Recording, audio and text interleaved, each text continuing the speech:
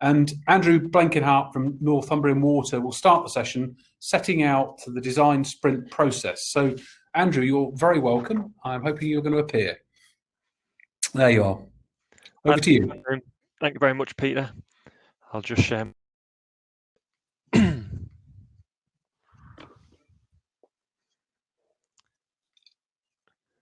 Okay, so hopefully we've got that on the screen there for everyone. So yeah, thank you very much. I'm Andrew Blenkan. I'm Network Performance Coordinator at Northumbrian Water. So I'm in the strategic planning team, and I'm also an innovation ambassador. So that's why I've been involved in the Innovation Festival last year as a sprint lead. Hopefully most of you have heard of the Innovation Festival. It's an annual event that we've been running since about 2017.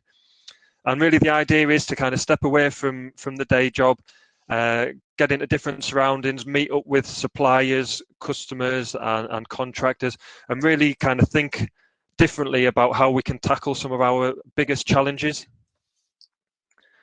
So like you say, normally we would take over the Newcastle Racecourse and we would have a bit of a village of tents. We would have a main stage, there was a teepee for Pilates, there was a food tent so that everyone would stay fueled all throughout the day for all the activities.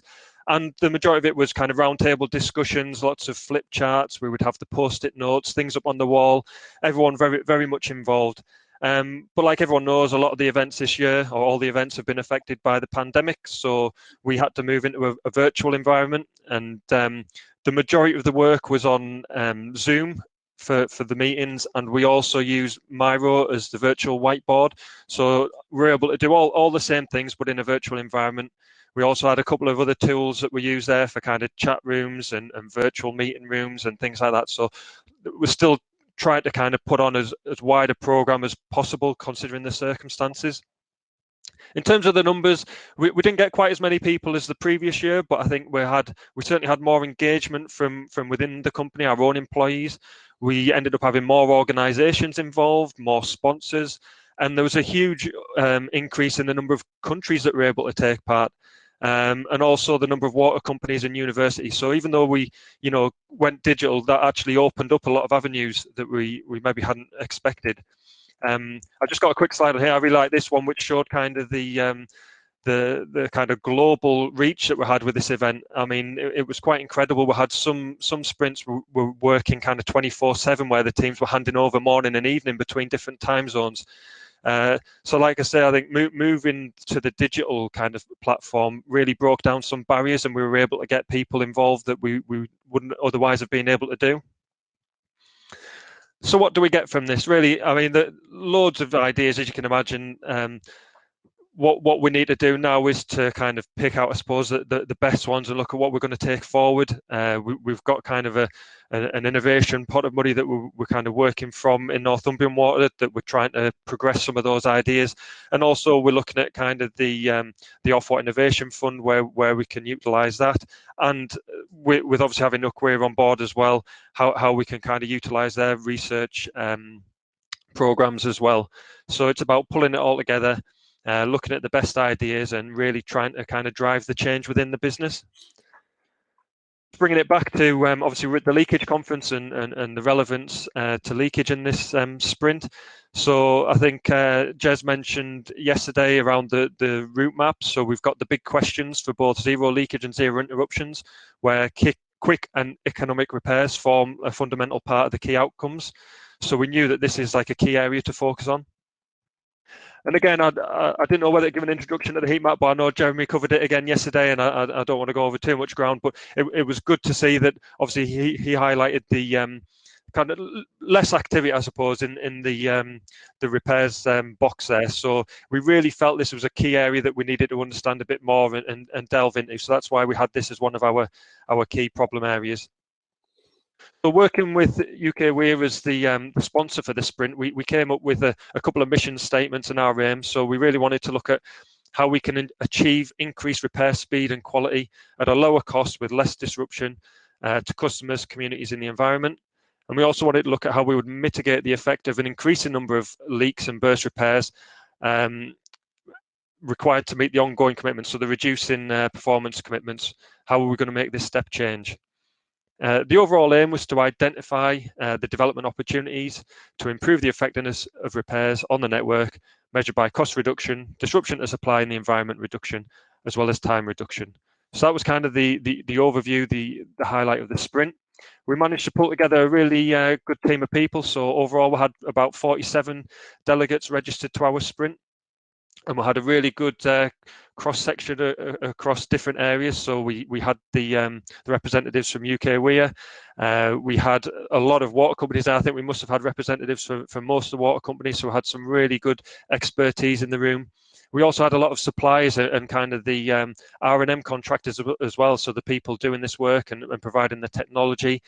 And we had a couple of other utilities. We had some people from the gas network, and again, their insight was really valuable. Kind of the technologies and the techniques that they're already using, quite widespread in the gas industry. Kind of whether we can bring that across. And we had a couple of other people in there who I think just had a bit of interest. I thought it looked good, so they kind of joined in and. Just see what was going on really.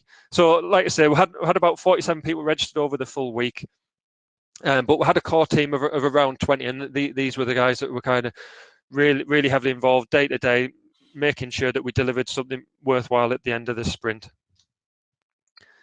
Just quickly give a little bit more information about the design sprint. So we follow the process that was developed by Google in around 2010, a guy called Jake Knapp, and there's really kind of 5 key areas that are supposed to be done over 5 days, or that was kind of the original concept. So we've got there the map, sketch, decide, prototype, and then test.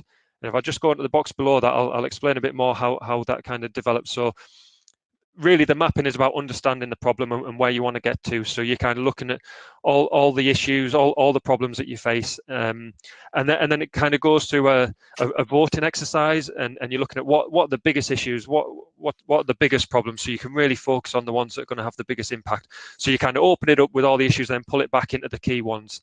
Then you go into the sketch phase, which is kind of coming up with the ideas. What can we do to resolve some of these issues? And again, this is about being as innovative as possible, coming up with as many ideas as you can, anything off the wall kind of, and then it goes through another scoring process where you look at, well, actually, which are the most likely, what's going to have the biggest impact, and you kind of bring that back down then into a kind of limited number of solutions, which you can then take to the next phase, which is the prototype. So then we're looking at kind of developing these solutions, really kind of building a business case. How would this work? What's possible? And then the final part of that is then kind of presenting back to the group. So that could be to customers to get their feedback and kind of validate the idea, but also kind of the peers. So we use kind of that wider team to run these ideas past and make sure we're on the right track. We just decided to make it a little bit more challenging for ourselves. We ended up trying to do this all in 3 days, so it was a very, very intense kind of experience, very hard work from everyone involved to try and rush through the process, and hopefully you'll see kind of some of the excellent work that was produced within such a short time frame. Just the final slide for me in terms of lessons learned. I touched on it there. 3 days isn't very long, so I just want to try and limit expectations to some extent. These are very big problems, are very complex issues.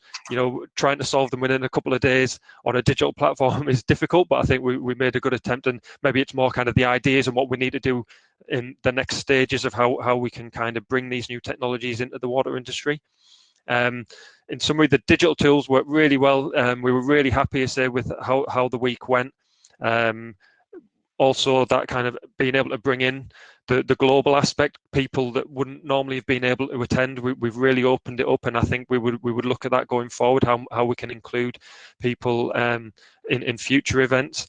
But we didn't quite replicate the atmosphere. There's nothing quite like being in the room with people and going around the tents and mixing and get that cross-pollination between sprints. We were very much kind of focused on what we needed to do and delivering our sprint. There's definitely lots to learn from other utilities. Like I say, we had some people from Cadent Gas who had some fantastic experience and really helped us drive some of the ideas forward. And I think, more of that would only be beneficial to what we can bring into our industry. sorry, what networks, I don't think I need to explain to people on this call, but it is difficult.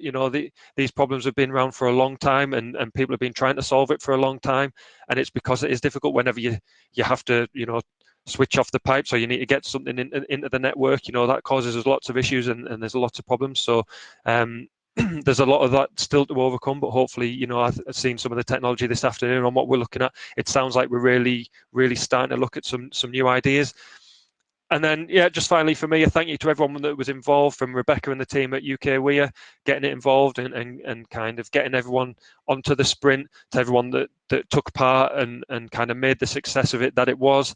And thank you all for listening. I think that's everything from my slides. So I will hand over to Rebecca to pick up the next part. Thank you.